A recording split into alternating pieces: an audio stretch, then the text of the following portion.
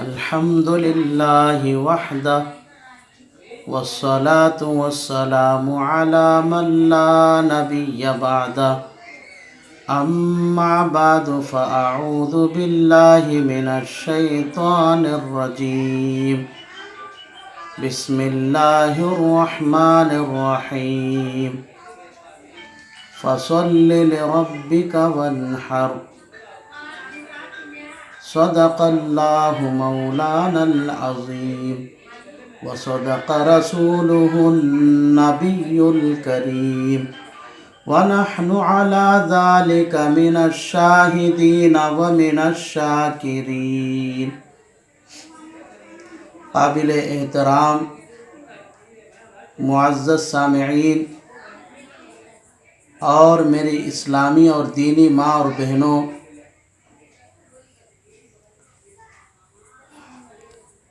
قربانی کے فضائل اور مسائل کا سلسلہ شروع ہو چکا ہے۔ آج قربانی کے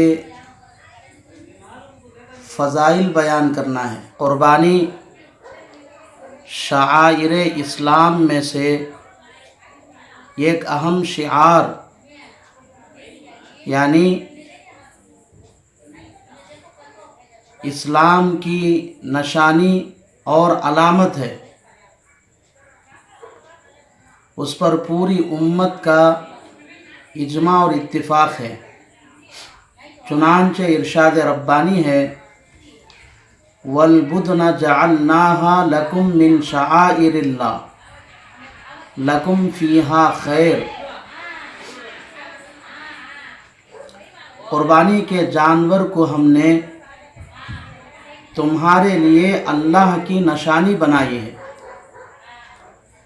اس میں تمہارے لیے بے شمار دنیاوی اور اخروی فائدے ہیں۔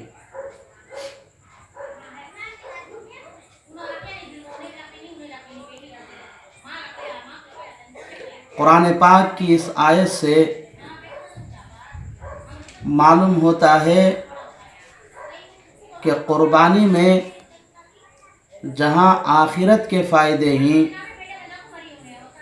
وہیں دنیا کے بھی فائدے ہیں، لیکن ہم صرف قربانی کے اخروی فائدے بیان کریں گے، کیونکہ اخروی فائدے یعنی انسان کو جو چیز آخرت میں ملنے والی ہے وہ اچھی بھی ہوتی ہے اور پائیدار یعنی ہمیشہ باقی رہنے والی ہے۔ اس لیے ہر مسلمان کو چاہیے کہ دنیا کے مقابلے میں آخرت میں ملنے والی بھلائی اور نیکی حاصل کرنے کے لیے عمل کرے تاکہ آخرت کی زندگی بہتر سے بہتر گزر سکے۔ صحابہ اکرام رضوان اللہ تعالی علیہم اجمعین نے رسول اللہ صلی اللہ علیہ وسلم سے پوچھا کہ حضور قربانی کرنے میں ہمارا کیا فائدہ ہے؟ رسول اللہ صلی اللہ علیہ وسلم نے جواب دیتے ہوئے فرمایا کہ قربانی کے جانور کے جسم پر جتنے بال ہوتے ہیں ہر بال کے بدلے تم کو ایک نیکی دی جائے گی۔ پھر صحابہ نے پوچھا حضور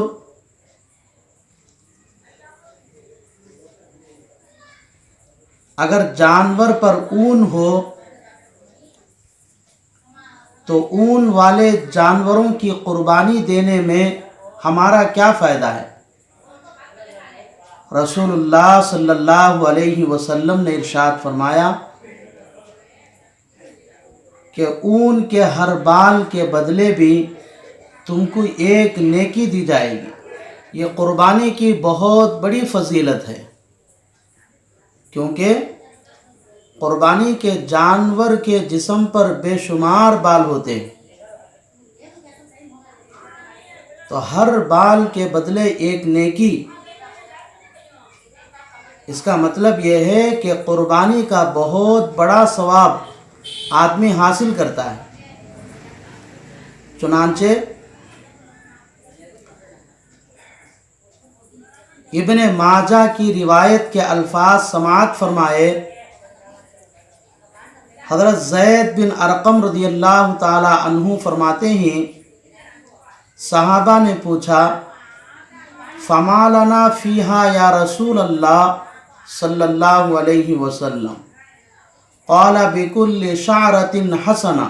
قالوا فالصوف یا رسول اللہ؟ قال بکل شعرۃ من الصوف حسنہ۔ ایک اور روایت میں رسول اللہ صلی اللہ علیہ وسلم نے ارشاد فرمایا کہ اپنے قربانی کے جانور کو خوب کھلا پلا کر موٹا تازہ کیا کرو، کیونکہ یہی قربانی کا جانور کل قیامت کے دن پل صراط پر تمہارے لیے سواری بننے والا ہے۔ یہاں ایک چھوٹا سا سوال ہے، وہ یہ ہے کہ اس حدیث سے معلوم ہوتا ہے کہ ہمارے قربانی کا جانور پل صراط پر سواری بنے گا۔ تو سوال یہ ہے کہ پل صراط پار کرانے کے لیے صرف ایک سواری کافی ہے؟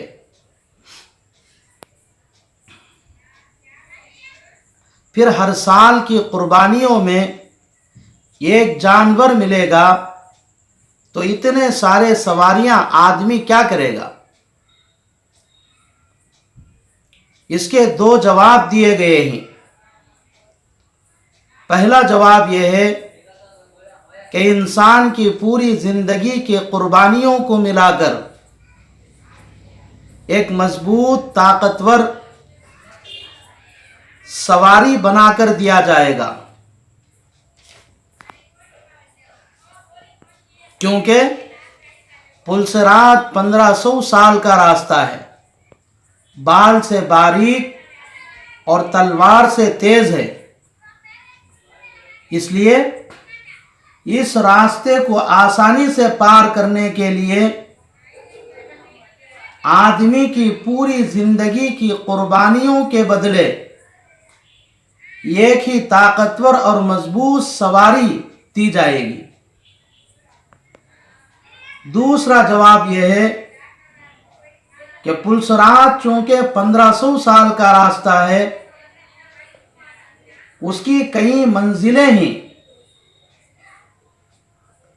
ہر منزل کے لیے ایک سواری کی ضرورت ہوتی ہے،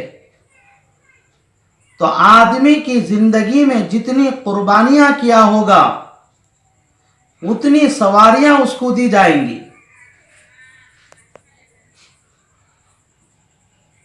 اور وہ ایک سواری پر سوار ہو کر ایک منزل تک کا سفر کرے گا، اور جب ایک منزل ختم ہو جائے گی اور دوسری منزل شروع ہوگی تو اس کو دوسری سواری دی جائے گی۔ اس طرح اس کی زندگی کی جتنی قربانیاں ہوں گی اتنی سواریاں اس کو دی جائیں گی، اور وہ اتنی منزلیں پوری کرے گا۔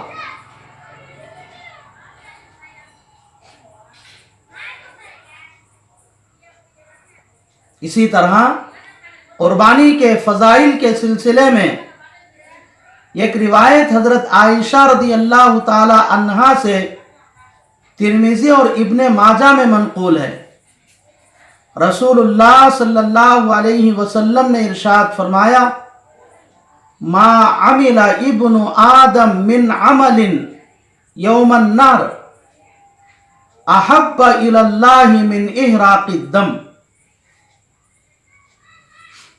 عید الاضحیٰ یعنی بقرہ عید کے دن اللہ کو اپنے بندے کا کوئی عمل قربانی کا خون بہانے سے زیادہ محبوب اور پسندیدہ نہیں ہے۔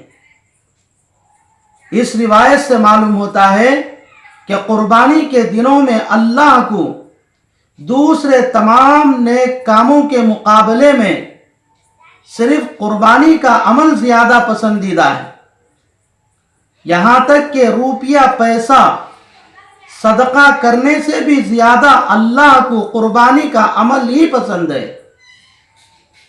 چنانچہ دارقطنی اور سنن کبریٰ میں حضرت عبداللہ ابن عباس رضی اللہ تعالی عنہ سے روایت ہے، رسول اللہ صلی اللہ علیہ وسلم نے ارشاد فرمایا، ما انفقت الورق فی شیء افضل من نحیرۃ فی یوم النحر۔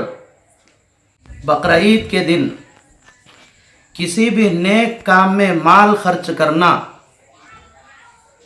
قربانی میں خرچ کیے جانے والے مال سے افضل نہیں ہو سکتا، یعنی قربانی کے دنوں میں قربانی کرنا ہی سب سے افضل نیکی ہے، کیونکہ قربانی کے دنوں میں اللہ جل شانہ قربانی کا عمل دیکھ دیکھ کر خوش ہوتا ہے۔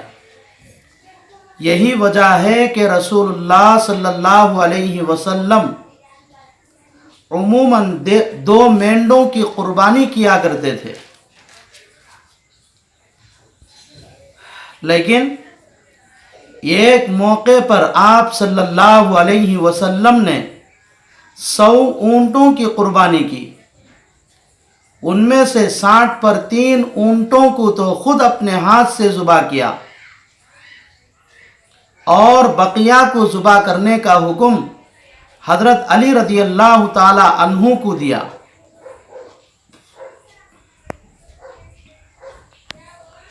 حضرت عائشہ رضی اللہ تعالی عنہ کی روایت میں رسول اللہ صلی اللہ علیہ وسلم آگے ارشاد فرماتے ہیں، وَإِنَّهُ لَيَأْتِي يَوْمَ الْقِيَامَةِ بِقُرُونِهَا وَأَشْعَارِهَا وَأَزْلَافِهَا۔ قیامت کے دن قربانی کا جانور اپنے بال، سینگ اور خر سمیت آئے گا۔ بعض روایتوں میں یہ بھی فرمایا کہ قربانی کے جانور کا خون، بال، سینگ، کھر اور گوشت، پوشت وغیرہ کو 70 درجے بڑھا کر وزن کیا جائے گا۔ آگے آپ صلی اللہ علیہ وسلم نے فرمایا، وَإِنَّ الدَّمَ يَقَعُ مِنَ اللَّهِ بِمَكَانٍ قَبْلَ أَن يَقَعَ مِنَ الْأَرْضِ۔ قربانی کا خون زمین پر گرنے سے پہلے ہی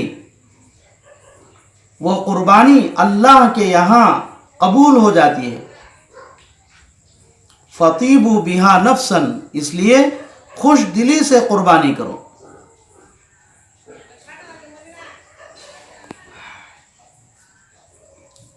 اس لیے ہر صاحب نصاب مالدار کو چاہیے کہ وہ اپنے حقیقی خالق اور مالک کو راضی اور خوش کرنے کے لیے قربانی کو بوجھ سمجھے بغیر خوش دلی سے قربانی کرنا چاہیے۔ اللہ سے دعا ہے کہ اللہ تبارک و تعالی تمام مسلمانوں کو قربانی کرنے کی توفیق عطا فرمائے۔ آمین۔ وآخر دعوانا ان الحمد للہ رب العالمین۔